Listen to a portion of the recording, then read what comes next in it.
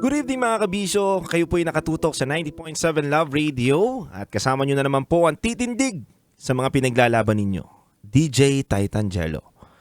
Mga kabisyo, nandito na po tayo ngayon sa oras natin na 11:25 PM para magbahagi po ng inyong top secrets.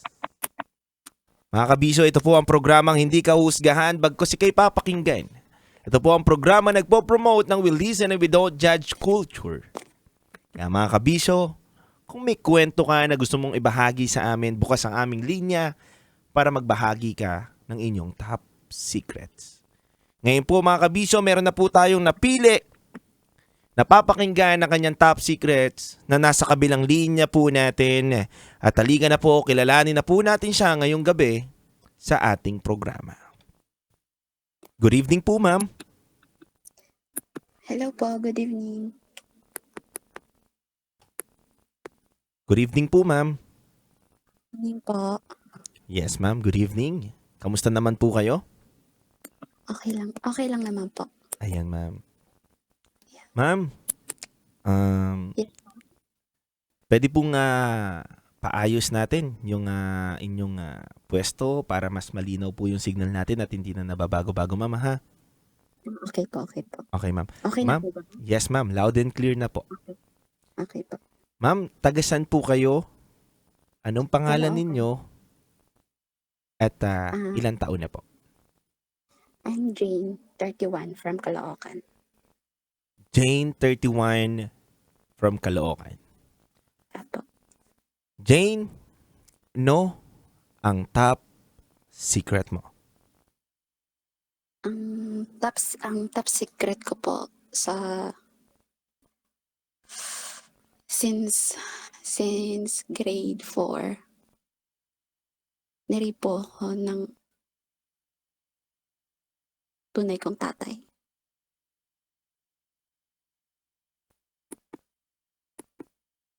Jane, Yes po. tama ba ako nang narinig?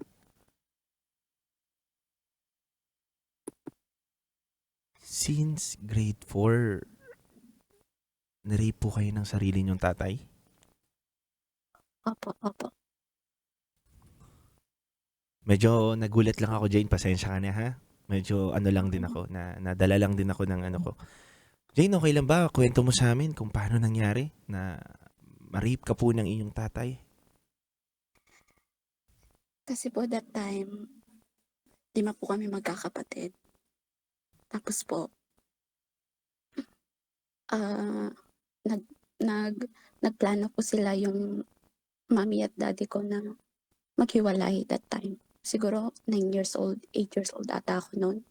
Tapos may mga ano na po ako, 4 na kapatid. Tapos syempre po ako, pinapili po kaming 4 kung kanino kami sasama. So, ang pinili ko po is yung papa ko. Kasi po, daddy's girl ako, hindi po ako, malayo po yung loob ko sa nanay ko. Parang ganun. So, syempre, bata pa ako, mas pinili ko po yung tatay ko. Tapos, Jane, anong mga nangyaring sumunod? Yung pinili mo si papa mo na sumama ka sa kanya? Ayun po, bali 2 po dapat kaming sasama noon. 2 po dapat talaga kami. Yung kapatid kong isa. Tapos hanggang sa parang hinatid po kami ng mama ko. Hinatid po kami ng mama ko sa barko. So nagtanong ako, sabi ko, bakit ako lang? Bakit wala yung isa? Sabi ko, yung isa kong kapatid. Sabi niya, susunod kami, huwag kang mag-alala. Pero that time, parang nagdadalawang isip po ako. Naaalala ko po talaga na nagdadalawang isip ako na sumama kasi hindi po kasama yung isa kong kapatid. So, yun, parang inaliw lang po nila ako, ganon. Binilan niya ako ng damit, ganon, para sumama talaga ako kasi time na po yun na kailangan na namin sumampa ng barko, ganon. So, ayun po, napasama po ako nang wala sa oras sa tatay ko. Itong taon na to, grade 4 ka nito. Tama ako, di ba? Grade 3 po that time. Grade 3 that time. Okay. Yung grade 3 ka that time, ano mga naaalala mo na ginagawa sa'yo ng papa mo? Yun po, kung ano po yung mga nasa isip niyo ngayon, ganun po yung ginagawa niya sa'kin. Paano niya inuumpisahan? Wala ba siyang partner or paano niya ginagawa? Okey lang ba malaman ko Hindi tuwing po gabi siya ba, tuwing hindi po umaga? siya ano, hindi po siya nakainom or what, gano'n. Yung parang hindi ko po alam, eh. Nagagawa niya po sa'kin kahit wala siyang inom. So that time grade 3 ka, inaano niya na, nakikipag-sex na siya sa'yo, gano'n na? Hindi po, nag-start po is grade 4. Nasa province na po kami nun. Okay, so yung grade 3 ka sumama ka sa kanya, lilinawin ko lang, Jane, naghiwalay ang mommy, daddy mo at, pinapili kayo na mga magkakapatid kung kanino kayo sasama. And ikaw ay daddy's boy, tama. So pinili Daddy's girl. mo daddy's girl. So pinili mo na sumama kay daddy mo dahil nga gusto mo sa kanya, dahil nga daddy's girl ka, eh. Opo. At, kaso nga lang, ikaw lang ang sumama sa kanya dahil nga nagdadalawang isip ka at nagdadalawang isip ka din bakit ikaw lang, tama ba ako? Opo, opo. So yung grade 3 ka wala pa nangyayari? Wala pa po, okey pa po. Okey pa po lahat, gano'n.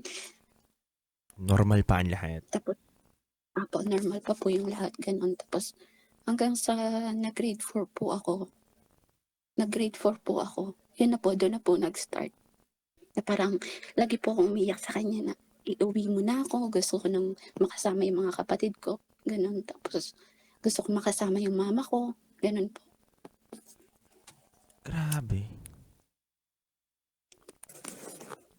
Ang tagal mo na 'tong tinatago, walang nakaalam nito, Jane? Oo, wala pong nakakaalam. Pero yun po, wala pong nakakaalam hanggang sa hindi ko na po nakayanan grade 6. Hindi ko na po talaga siya nakayanan. So ang ginawa ko po, nagsumbong ako sa pinaka sa teacher ko po. Nagsumbong po ako sa teacher ko. Mm. Sabi ko hindi ko na kaya, gano'n. May sasabihin ako sa inyo, sana matulungan niyo ako, gano'n, gano'n. Ta's nag-explain po ako sa kanya, gano'n. Tapos sabi niya sa'kin, "Try mong umuwi muna sa inyo," sabi niya. "Tapos kumuha ka ng mga damit, tutulungan kita," sabi niya sa'kin. Oo. Tapos umuwi po ako sa bahay, wala po siya. Tapos hindi pa po uso yung cellphone nun, eh. So ang ginawa ko, nag-antay pa po ako na na ilang oras gano'n. Ta's nag-aasikaso po ako ng mga damit ko. Sa lakas ng loob ko po, inantay ko po siyang makabalik. Inantay ko po siyang makabalik kasi alam kong lasing siya. Lasing siya that time na uuwi siya kasi galing siya kung saan. Mm. Tapos hanggang sa nakauwi po siya, lasing po siya. Tapos pinapagalitan niya po ako. Bakit daw napakagala ko, gano'n. Tapos bakit daw lagi akong late umuwi, gano'n. Tapos pinabayaan ko po siya, pinatulog ko po siya, pinakain ko po muna siya. Hanggang sa mga 12 12 na madaling araw po, pumunta po ako sa teacher ko, kinatok ko na po siya na gano'n na, okey na, nadala ko na lahat, gano'n, gano'n. Hanggang sa 1:00 ng madaling araw, sinamahan niya po ako sa police station. Sige Jane, nakikinig ako. Sinamahan niya po ako sa police station hanggang sa dun po, sinabi ko po lahat-lahat sa pulis na gano'n yung ginagawa sa'kin. Jane, Tapos yun po, gaano niya katagal ginawa sa'yo 'to? grade 4 hanggang grade 6 po, eh. Grade 4 hanggang grade 6, gaano kadalas sa isang buwan? Hindi ko na po maano, basta dun lang po nag-stop na naglakas loob na po ako. Kasi sa tuwing gano'n yung gagawin niya sa'kin, sinasabihan niya po ako na, "Papatayin kita, papatayin ko yung mga malapit sa'yo, 'pag magsumbong ka, hindi ka nagigising bukas, once na magsumbong ka." Hindi mo na makikita yung mama mo, yung mga kapatid mo.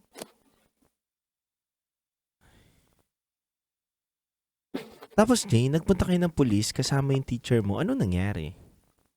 Hindi niya po ako sinamahan, natatakot po siya na baka may makakita sa kanya. Hindi niya Mm. po ako sinamahan, pinakuha niya lang po ako sa bahay nila. After yun, na pumunta ka sa pulis?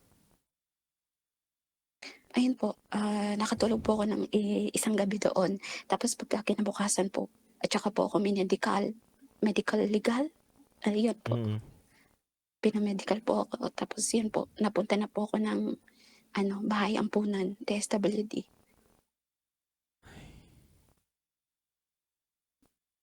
Alam mo Jane, nagulat ako. Nagulat lang ako sa mga pangyayari talaga. At wala akong masabi ngayon. At ah, ah, hindi ko na-expect na ako mag-handle ng ganito eh.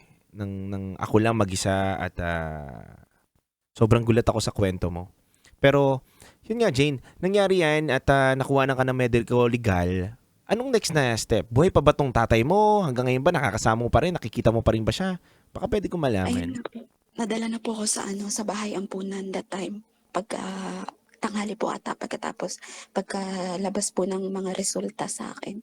Tapos po yung natatandaan ko po is ang sinabi po sa akin ng mga pulis at saka nung DSWD na magiging, mag-ha-handle sa kaso ko na may patunay po sila, may nakuha po silang sperm Mm. na gano'n nangyari tapos may laceration nga daw po ako, gano'n. Ta's yun, dun na po nagtuloy-tuloy yung kaso. Kinasuhan ko po siya hanggang sa maghi-hearing na po dapat kami. Mm. Maghi-hearing na dapat po kami, namatay po siya. Namatay itong daddy mo. Opo, namatay po siya.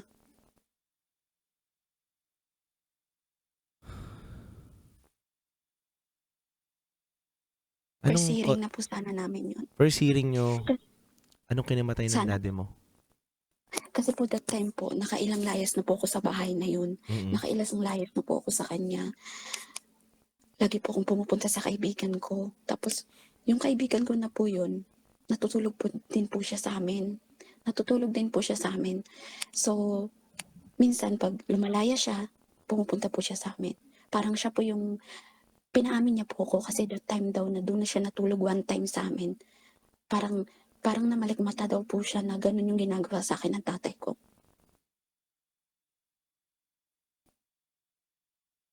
Jane, gusto ko lang din malaman, anong nangyari kay daddy mo? Anong kinamatay pala? Ayun nga po, 'di ba, lagi po akong lumalayas hanggang sa yung kaibigan ko po, yung pinaka-best friend ko po, siya po yung nakakaalam. Siya po yung siya sa kanya po ko unang-una talaga nagsabi na, "Totoo yung nakita mo, totoo yun," gano'n, gano'n. Sabi niya sa'kin, "Anong balak mo?" Gano'n, gano'n. Sabi ko, hindi ko alam, hindi ko alam." Sabi ko, wala akong alam, wala akong mapagsasabihan kasi natatakot ako, natatakot ako sa posibilidad na baka one time na magsumbong ako sa mga tita ko, sa mga tito ko. Kasi bata pa po ako, eh, so natatakot ako sa mga gano'ng salita. Oo nga So po. sabi niya sa'kin, "Pag-isipan mo 'yan," sabi niya, "Pag-isipan mo 'yan kasi baka one time mabuntis ka."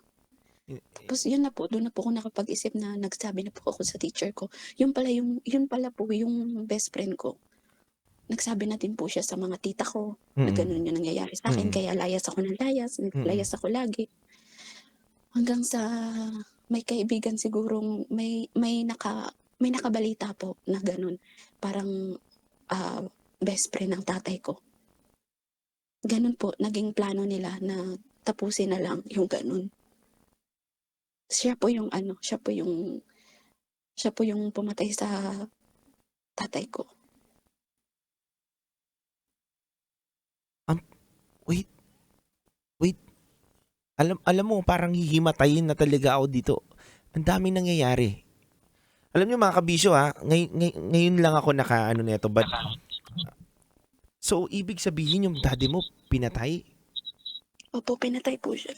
Pinatay po siya ng kaibigan niya.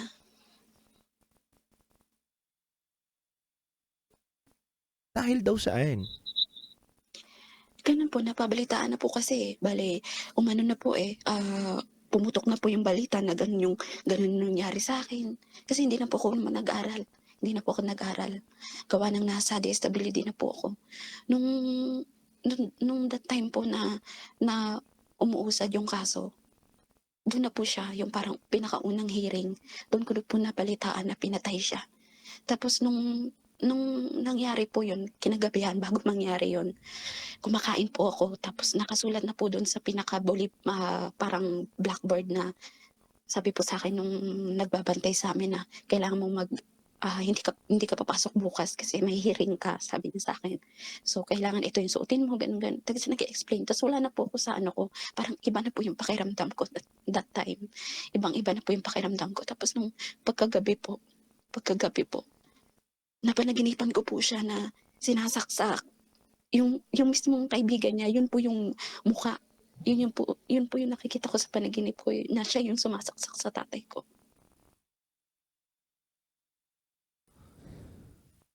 So yung kaibigan ng papa mo nakulong din 'to? Hindi po, hindi po. Kasi wala naman nagreklamo? Wala po nagreklamo, wala pong nagreklamo.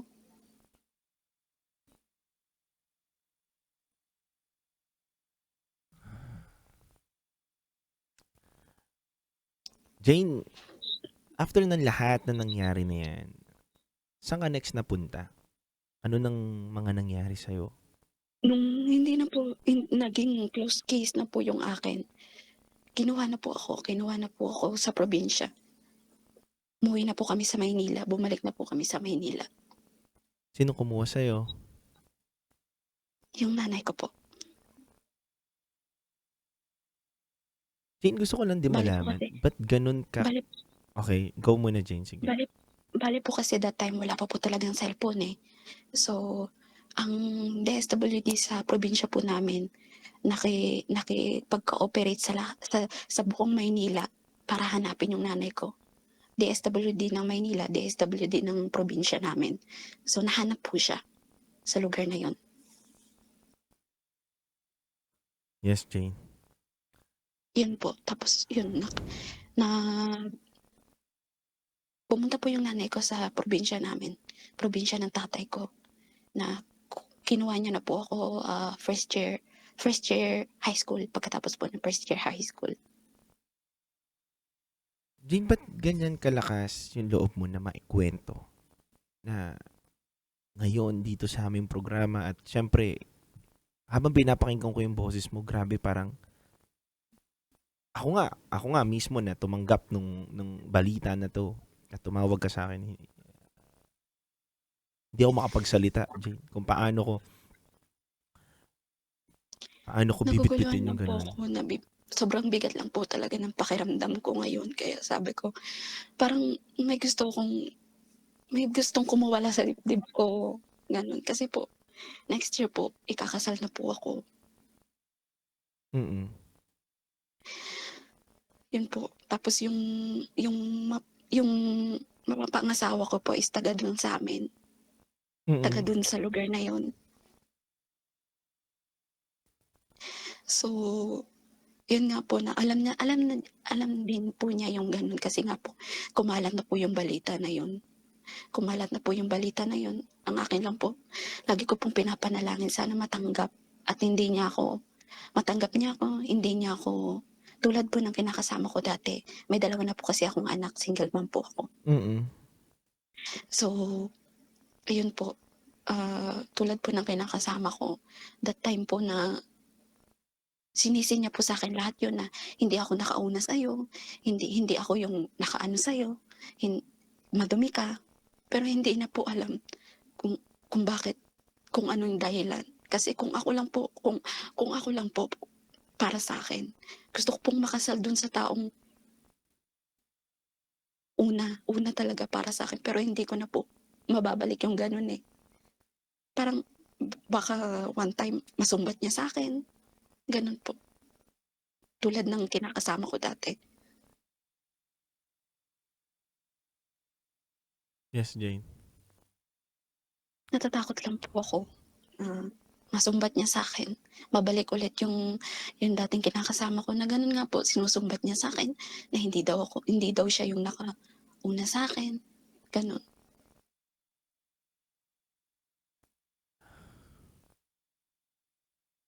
Alam mo, Jane, hindi ko alam kung anong mga salita ang dapat kong gamitin habang nakikinig ako sa kwento mo. Hindi ko alam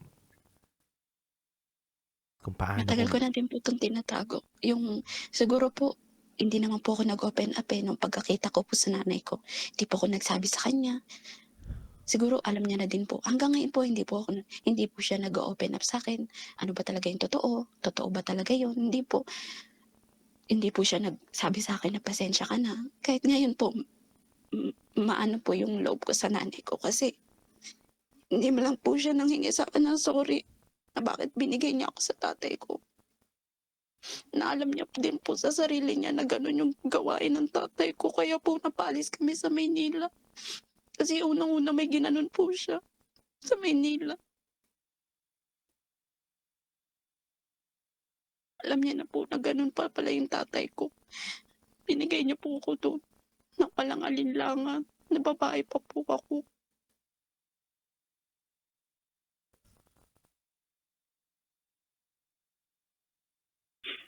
Kaya ngayon po dala ko po yung trauma. Lalo-lalo na po may anak po kong babae.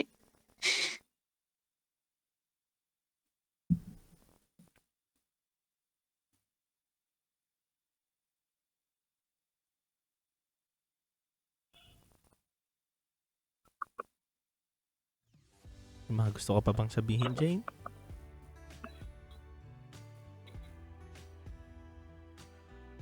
Jane? Diyan ka pa ba? Yes po. May mga gusto ko pa bang Nandiyan pa po. sabihin?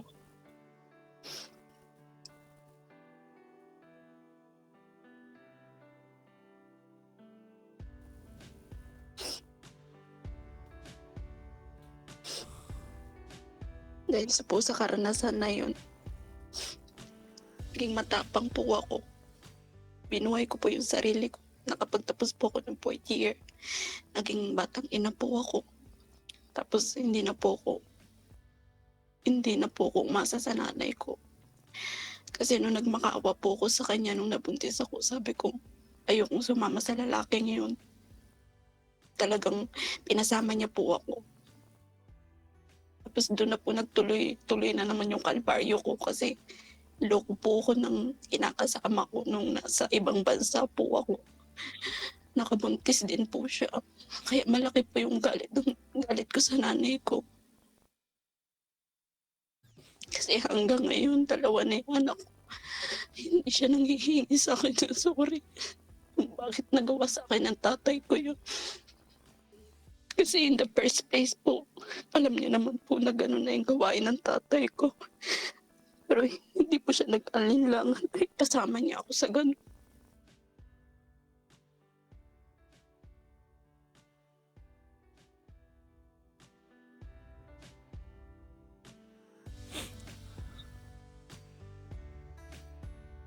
Jane? Po. May mga gusto ko pa bang sabihin? Alam mo, Jane, wala kasi akong karapatan na magsalita ng kahit ano dito ngayon. At walang mga salita na alam kong pwedeng magpagaan sa loob mo, kundi nandito lang ako para makinig sa'yo. At alam ko yun ang kailangan mo ngayon. Na taong may makikinig sa'yo. At alam ko naman, simula nung pagtawag mo sa akin dito, hindi ka nang hihingi ng advice. Diba?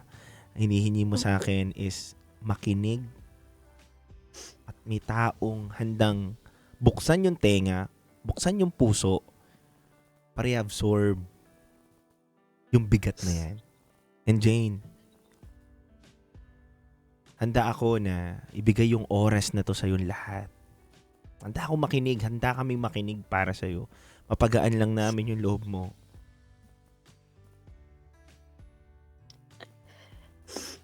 Ayun lang po.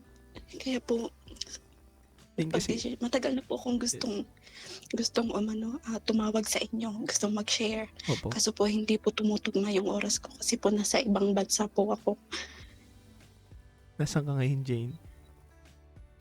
Same po tayo ng oras. Mm. Nasaan yung mga anak mo? Nasa tatay nila. Co-parenting na lang kayo ngayon? Apo, Kamusta naman yung relationship ninyo? okay naman po kami. Gawa ng mas okay po kasi yung mga bata dun sa side ng lalaki, sa tatay nila, kaysa sa side ko. Kasi dun po sila lumaki nung time na nakapag-desisyon po akong mag-abroad. Okay. Jane, may mga tanong lang ako sa'yo. Sige po. Sa mga pangyayari pa na nangyari sa'yo, napatawad mo na ba yung tatay mo? Hindi pa po totally. Hindi pa po totally kasi po, Mm-mm.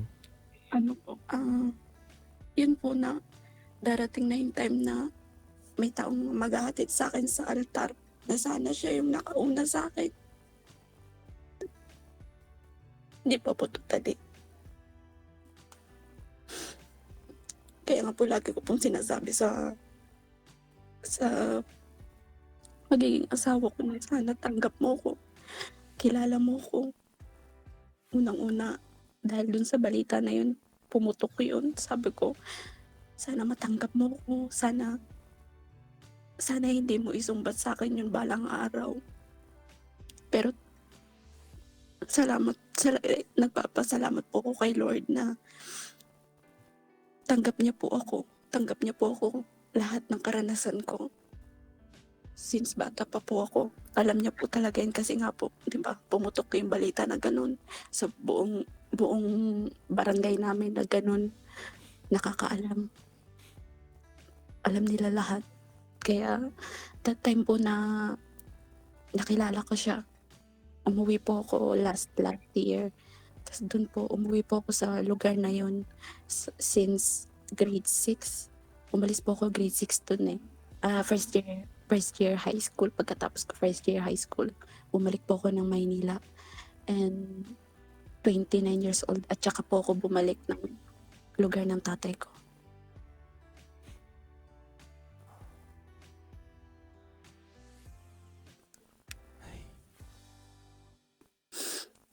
May mga gusto ka pang bahaging kwento, Jane? Wala na po, baka po may gusto po kayong itanong. Sa akin, Jane,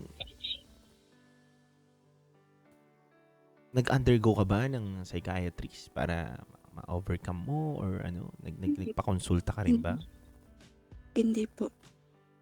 So it means sarili mo lang talaga ang Sariling pagsisikap na mawala sa akin yun. Pero nandito pa rin po yung trauma eh. Nandito pa po yung trauma. mm-mm, Sa ngayon dahil po may anak po kong babae. mm-mm.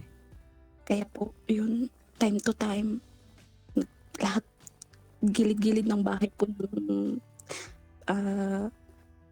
nilalagyan ko po ng CCTV gawa ng may trauma po talaga ako. Time to time, chinecheck ko sila.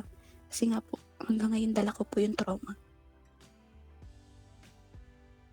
Naiintindihan ka namin, Jane.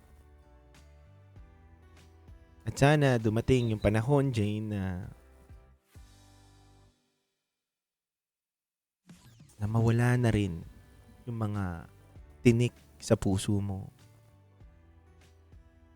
Sana nga po, lagi ko pong dinadasal yun. Jane, Sana. mahirap talaga na mawala yung tinik na yan, pero kailangan eh. 'Di ba? Para mas magaan yung Kung paano siya mawala. totoo eh. Kasi Walang ano eh, Jane. Wala talagang, hindi ko po alam. hindi rin talaga natin alam eh. Kung paano mawawala. Kailan mawawala. O baka hindi na mawala. 'Di ba?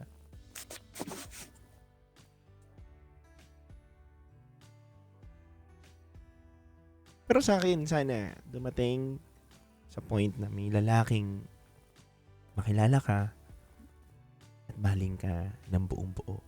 Ako, paborito ko tong linya, Jane, na sinasabi palagi na hindi ka pwedeng husgahan sa nakaraan mo. Bagkus nakaraan mo na yon. Ganun po din yung sinasabi ng mapapangasawa ko. Nakaraan na yon. Nakaraan na yon. Nakalipas na yon. Kaya, paunti-unti, tutulungan kitang kalimutan. Kung ganun pala ang sinasabi sa'yo na mapapangasawa mo, Jane, magtiwala ka sa kanya.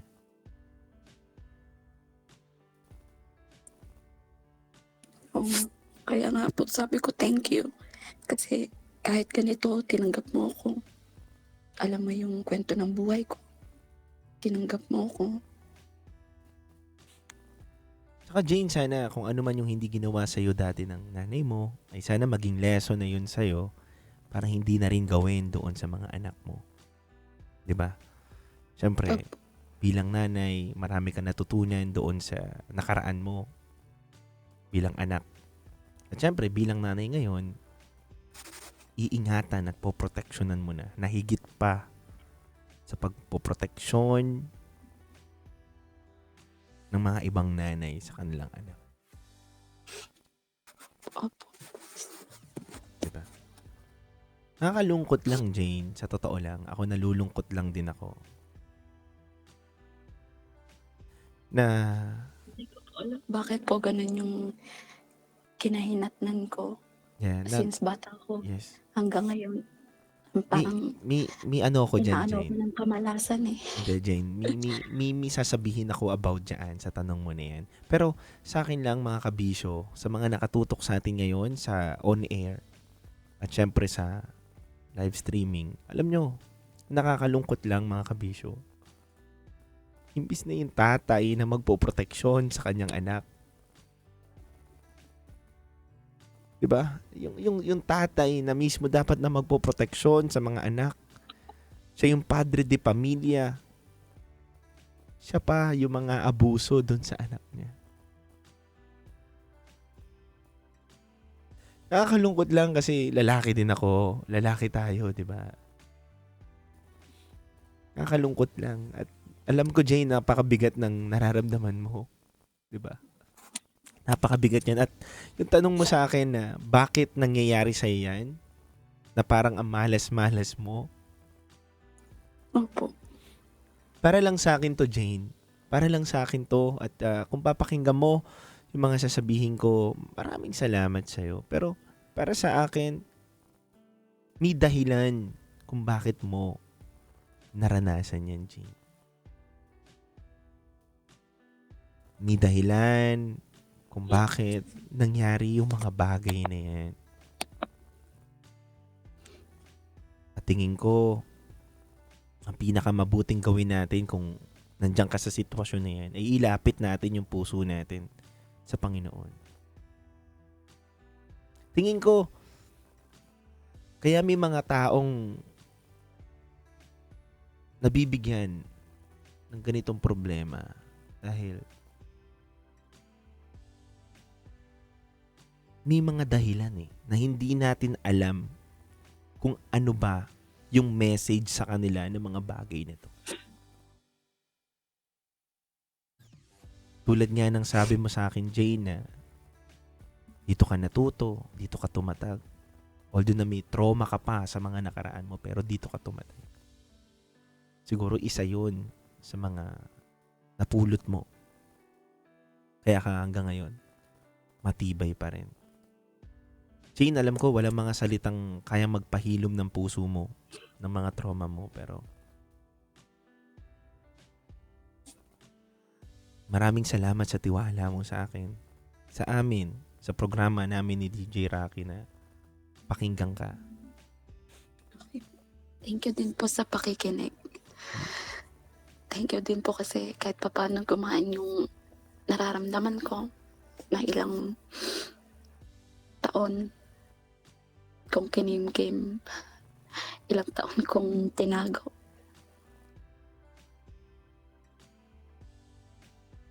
May mga gusto ka pa bang sabihin, Jane?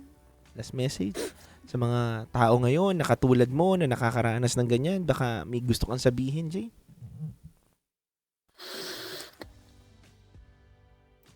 Sa mga karanasan ko ngayon, sana hindi pa nangyayari or nararamdaman nyo na ganun yung, ganun yung parang gusto niyang mangyari, ganun yung gusto niyang gawin sa'yo. Dapat may magsumbong ka na. Huwag mong baliwalain, huwag niyong baliwalain. Ganun kasi ako po, sinawawalang bahala ko kasi sabi ko, tatay ko to, hindi, hindi, hindi niya magagawa sa akin yun. Pero mali, kahit mapatatay mo pa yan, mapakapatid mo pa yan, once na ganun, mangyayari yun. Kaya sana, kung maramdaman nyo na ganun nga, dapat aksyonan nyo na.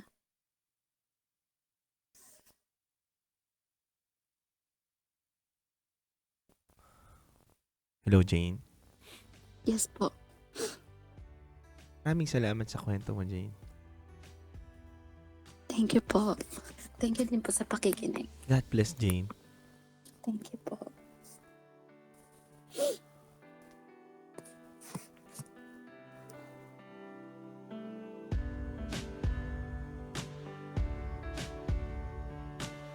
Mga kabisyo,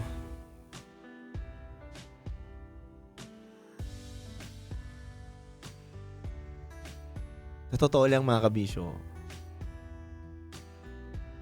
hindi ko alam kung anong ire-react ko, anong sasabihin ko habang nasa gitna ako ng programa.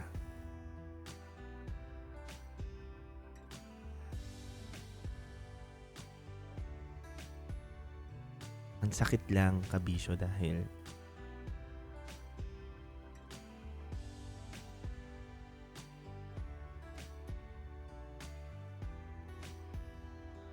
may isang katulad ni Jane nakaranas ng ganon na pang-aabuso. At alam natin na hindi lang si Jane po ang nakakaranas ng ganon, mga kabisyo.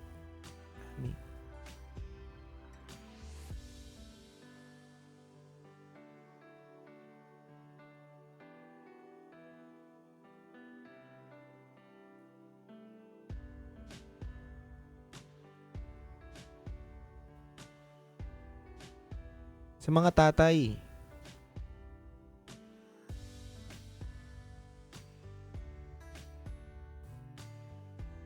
kung alam nyong hindi nyo mamahalin naman yung anak nyo, mga pare, di ba? Kung alam nyong hindi nyo mamahalin yung anak nyo, ibis na abusuhin yung ganun, abusuhin nyo ng ganun, iwanan nyo na lang. Hindi ko sinasabing tama mang iwan, pero kung isasama mo man lang din sa poder mo tas aabusuhin mo ng ganun, wag naman. 'Di ba?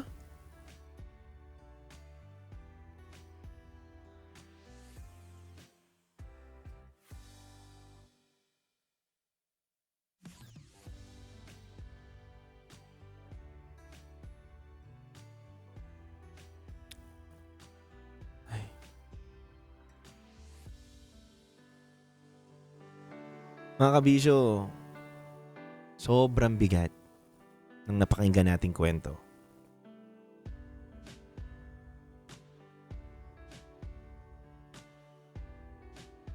Tanging dasal ko lang kay Jane ay sana bigyan pa siya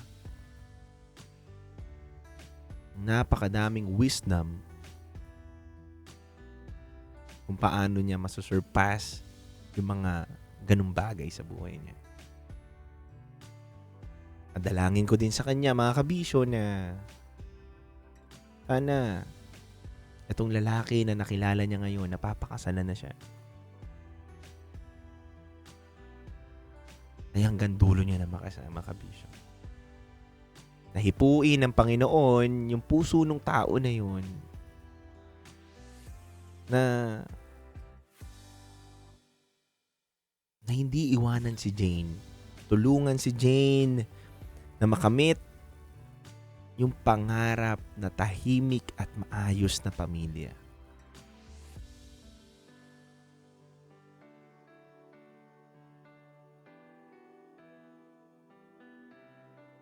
Sobrang bigat.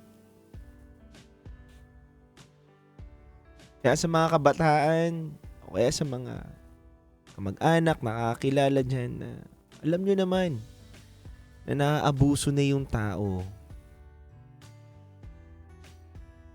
Sana huwag kayong matakot magsumbong o magsabi sa otoridad o sa mga tamang tao. Pag nakakaramdam kayo ng naabuso na kayo, naharas na kayo, huwag nyo kalimutan magsabi. Mga kabisyo, maraming salamat dahil sinamahan nyo ako para makinig. Makinig ng storya ng isang top secret sharer natin ngayong gabi.